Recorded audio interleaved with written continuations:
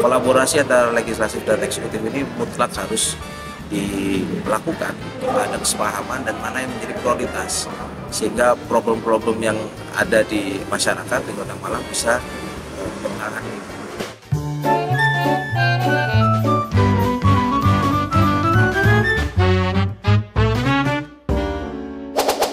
Saya pasca dilantik sebagai DPRD Kota Malang periode 2024-2029 itu banyak aspirasi ya, dan perjuangan yang ingin saya realisasikan.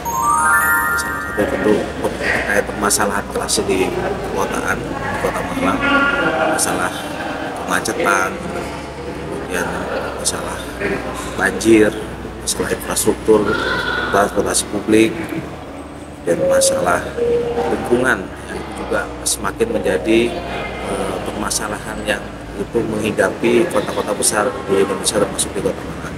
Itu menjadi perhatian dan isu prioritas yang ingin saya perjuangkan nantinya. Bagaimana Kota Malang ini bisa ditata dengan lebih baik lagi, bagaimana kemudian infrastruktur bisa memadai di seluruh kota, kecamatan atau kelurahan yang ada di Kota Malang. Kemudian juga suasana Kota Malang yang dulu asri, tertata, dingin, itu bisa kita kembalikan secara berangsur-angsur.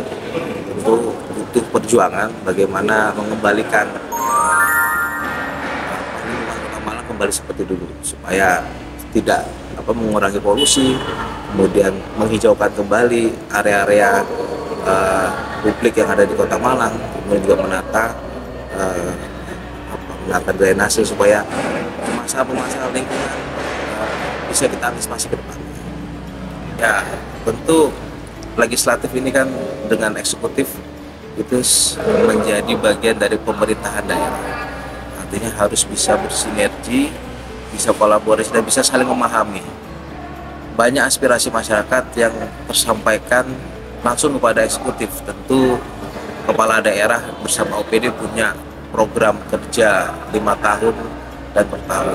Begitu pula masyarakat memiliki aspirasi yang itu juga disampaikan melalui legislatif. Ini menjadi satu muara yang sama, sebetulnya bagaimana kemudian aspirasi masyarakat, permasalahan yang ada di masyarakat bisa tertangani dan itu terselesaikan melalui pintu eksekutif maupun legislatif. Nah, kolaborasi antara legislatif dan eksekutif ini mutlak harus dilakukan.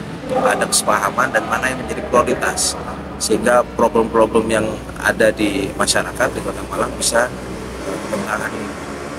Kota Malang sekarang semakin berkembang ya, sebagai kota kedua terbesar di Jawa Timur.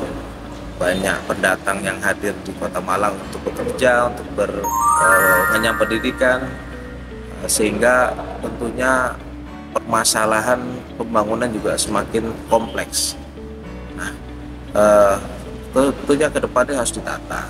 Jadi bicara pembangunan tidak hanya bicara hari ini atau tahun depan, tapi bagaimana bisa bicara Kota Malang 5 tahun yang akan datang, 10 tahun yang akan datang.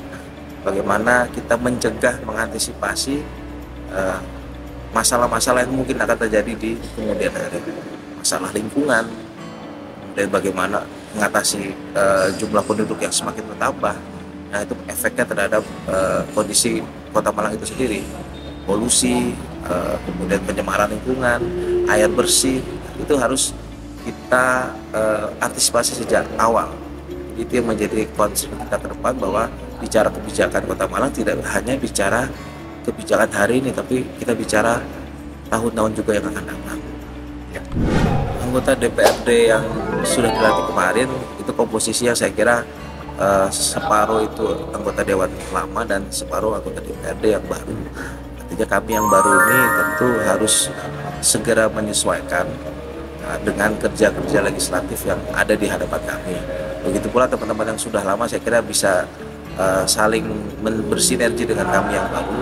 Bagaimana kemudian anggota DPRD yang 40 itu baru dilantik kemarin dengan berbagai latar belakangnya, dengan berbagai pengalaman dan pendidikannya serta keilmuannya, itu bisa berkolaborasi, bisa bekerja sama, melaksanakan tugas-tugas sebagai legislatif yang nanti distribusikan di setiap komisi, bagaimana fungsi legislatif untuk mengkontrol, untuk dalam hal legislasi, dalam hal budgeting, anggaran itu bisa dikerjakan secara maksimal. Jadi saya sangat berharap ada kolaborasi dari kami semua bisa memaksimalkan segala potensi yang kami miliki sehingga memberikan kinerja yang jauh lebih baik dari DPRD periode yang sebelumnya.